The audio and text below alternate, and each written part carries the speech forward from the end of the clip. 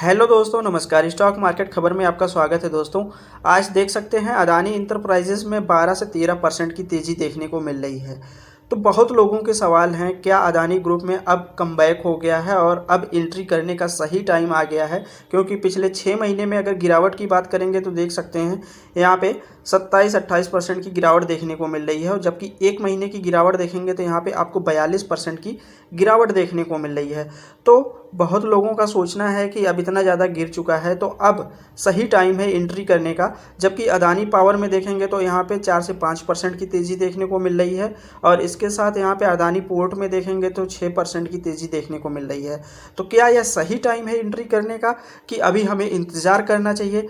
इन सब के बारे में हम जानेंगे इसी वीडियो में। अगर दोस्तों चैनल पे पहली बार आए हैं तो प्लीज़ चैनल को सब्सक्राइब कर लें और वीडियो को लाइक कर लें। तो चलिए वीडियो को स्टार्ट कर लेते हैं और आपको बताते हैं। जैसे क्या है दोस्तों कि अगर आप मार्केट में थोड़ा बहुत भी अगर आपके पास एक्सपीरियंस है, तो अगर आप इस चीज़ पे डिपेंड करते हैं कि उसके एक दिन के लाल निशान या हरे निशान पे डिपेंड करते हैं कि आज तेज़ी आई है अब एंट्री कर लें, तो आपकी रणनीति बिल्कुल गलत है और आप ज़्यादा लंबे समय तक मार्केट में नहीं टिक पाएंगे और आपको बहुत ज़्यादा नुकसान हो सकता है। क्योंकि 1-2 दिन की तेज़ी से किसी कंपनी में ना तो एंट्री की जाती है और ना तो एग्जिट किया जाता है। तो फिर करें क्या?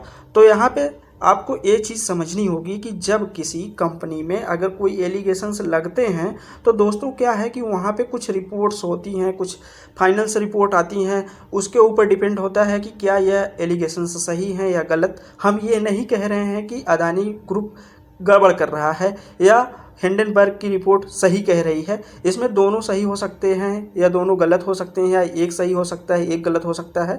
अब इसके ऊपर हम नहीं जाएंगे क्योंकि ये दूसरा मामला है। देखिए, अगर हम शेयर मार्केट में किस लिए आए हैं, हम लोग यहाँ पे पैसा कमाने आए हैं ना, तो हम उसी कंपनी में जाएंगे जहां हमारा पैसा बनेगा।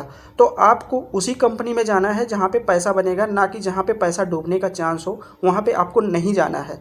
तो चलिए अभी एक चार्ट पैटर्न से आपको हम समझाते हैं। और एक चीज़ और बताना चाहेंगे कि दोस्तों जब किसी कंपनी पे एलिगेशंस लग जाते हैं तो क्या है कि उस कंपनी पे ट्रस्ट करना थोड़ा सा कम हो जाता है लोगों का। जैसे एफआईएस है, डीआईएस है, तो इनका ट्रस्ट कम हो जाता है क्योंकि ये बड़े इन्वेस्टर होते हैं, इनके पास बहुत ज़्यादा एक्सपीरियंस होता है, इन लोगों को बहुत सारी चीज़ें पता होती हैं। तो ट्रस्ट जब कम हो जाएगा, जब बड़े इन्वेस्टर नहीं आएंगे तो उस स्टॉक में ज़्यादा तेज़ी नहीं आएगी, क्योंकि रिटेल इन्वेस्टर कितना पैसा लगाएगा, कितनी तेज़ी आएगी। तो जो बड़े इन्वेस्टर जब तक नहीं आएंगे तब उस स्टॉक में तेज़ी नहीं आती है। तो इस चीज़ को आपको समझना है। बाकी आप खुद समझदार हैं, आप अपने समझदारी से काम लीजिए। तो चलिए अभी एक हम चार्ट पैटर्न से आपको समझाने की कोशिश करते हैं। जी, एक कंपनी का हमने यहाँ पे देखा चार्ट पैटर्न खोल रखा है, मैक्सिमम चार्ट पैटर्न, ठीक है। अब इस कंपनी को आपको इस मैक्सिमम चार्ट पैटर्न से समझना है। जैसे क्या होता है कि हम किसी कंपनी का चार्ट पैटर्न पहले मैक्सिमम खोलते हैं और वहाँ पे देखते हैं कि कंपनी का चार्ट पैटर्न अगर इस तरीके से ऊपर जा रहा है तो उस कंपनी का क्या है कि उस कंपनी में लोगों का ट्रस्ट अच्छा देखने को मिलता है और कंपनी आगे चल के अच्छा ग्रो करती है, ठीक है। लेकिन अगर किसी कंपनी का चार्ट पैटर्न कुछ इस तरीके से देखने को मिलता है, पहले तेज़ी देखने को मिल रही है और अब जाके एकदम बॉटम पे आ गया है, तो इस कंपनी में एंट्री करना थोड़ा सा रिस्की, क्या बहुत ज़्यादा रिस्की होता है। तो जैसे यहाँ पे आप समझ सकते हैं कि जैसे देखिए यहाँ पे कि पहले यहाँ पे काफ़ी लोगों ने एंट्री की, काफ़ी बड़े बड़े इन्वेस्टर भी आए होंगे, ठीक है। अब जैसे एक एग्जांपल से और समझते हैं कि जैसे आपने किसी स्टॉक में एंट्री की है, तो उस स्टॉक में अगर गिरावट हो जाती है 20 से 30%, तो आप क्या करते हैं, उस कंपनी में एवरेज करते हैं। लेकिन अगर वो फंडामेंटल कंपनी है, आप जानते हैं वो कंपनी अच्छा करेगी, तब आप जाके एवरेज करेंगे। तो जब उस कंपनी में तेज़ी आएगी तो आपको प्रॉफिट ही होगा। लेकिन जब किसी कंपनी में बड़े एलिगेशंस लग जाते हैं, जैसे किसी कंपनी में कोई गड़बड़ी हो जाती है, तो क्या होता है वहाँ पे कि जैसे हम अदानी के ऊपर बात नहीं कर रहे हैं, हम किसी आपको मार्केट में क्या चलता है इस चीज़ को हम सिखाने की कोशिश कर रहे हैं। तो आप समझने की कोशिश कीजिए कि जैसे किसी कंपनी में किसी बड़े बड़े इन्वेस्टर ने यहाँ पे एंट्री की, ठीक है। अब किसी कंपनी में कोई गड़बड़ी देखने को मिल रही है तो क्या है, स्टॉक गिर जाएगा, ठीक है। जब गिरेगा तो क्या है कि यहाँ पे बड़े इन्वेस्टर का भी तो लॉस हो रहा है ना, तो वो क्या करेंगे कि यहाँ पे फिर एवरेज करेंगे। एवरेज का मतलब ये क्या है कि उनके पास पैसा ज़्यादा है, वो लोग ज़्यादा बाई करेंगे, तो लोगों को लगेगा कि अरे यार अब तेज़ी आ रही है, तो छोटे इन्वेस्टर जो ऐसे हम लोग हैं तो हम लोग इसमें एंट्री कर लेंगे, ठीक है। फिर क्या, जब वो टॉप पे पहुंच जाएगा और जब बायर बहुत ज़्यादा हो जाएंगे तो जो बड़े इन्वेस्टर हैं वो माल बेच के यहाँ से निकल लेंगे, ठीक। फिर गिरावट हो जाएगी, फिर क्या, अगर थोड़ा बहुत माल बचा भी है बड़े इन्वेस्टर के पास तो वो लोग फिर माल खरीदेंगे, ठीक है। तो फिर तेज़ी आएगी, फिर वो लोग क्या करेंगे, माल बेच के निकल लेंगे और फिर तेज़ी वो हो जाएगी और काफ़ी ज़्यादा गिरावट हो जाएगी। तो इस तरीके से मार्केट में बहुत सारी चीज़ें काम करती हैं। इस चीज़ को आपको समझना होगा, क्योंकि यह चीज़ें कहीं किताब में नहीं लिखी हैं, आपको एक्सपीरियंस से ही समझ में आएगा। तो आप समझ सकते हैं कि जब बड़े बड़े इन्वेस्टर होते हैं उनको एवरेज करके फिर अपना गिराएंगे, फिर खरीदेंगे और फिर जब तेज़ी आएगी तो छोटे इन्वेस्टर फंस जाएंगे।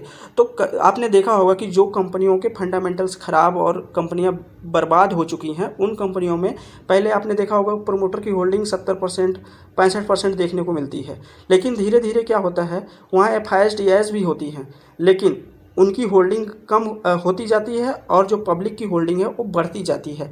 तो सारा माल पब्लिक लालच के चक्कर में आके फंस जाते हैं। तो आपको इस चीज़ को समझना होगा। अगर आप इस चीज़ को समझ गए हैं तो आप अपने समझदारी से काम लीजिए। अगर आपको लगता है कि अडानी ग्रुप अब कमबैक करेगा और अच्छी तेज़ी आएगी तो आप जा सकते हैं बिंदास, कोई दिक्कत नहीं है। लेकिन अगर आपको थोड़ा बहुत डर लगता है तो आप इंतज़ार कर लीजिए। इसमें क्या करना है कि इंतज़ार करने पे आपको एक चीज़ देखनी है कि जो क्वार्टर 4 के अभी क्वार्टर 3 के नंबर आ रहे हैं, अभी क्वार्टर 4 के जब नंबर आएंगे तो उसमें आपको एक चीज़ और देखने को मिलेगी कि जो शेयर होल्डिंग पैटर्न है वहाँ पे देखने को मिलेगा कि अगर प्रमोटर की होल्डिंग और साथ में FIs और DIs की भी होल्डिंग कम हो रही है, पब्लिक की होल्डिंग बढ़ रही है, तो आप वहाँ पे रिस्की मामला हो जाएगा, वहाँ पे ना जाएं।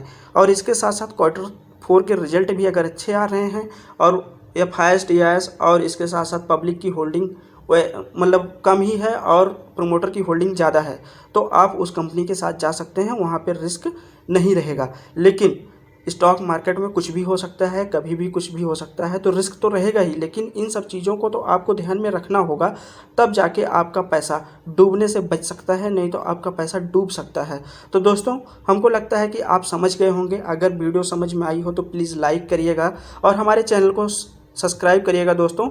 धन्यवाद।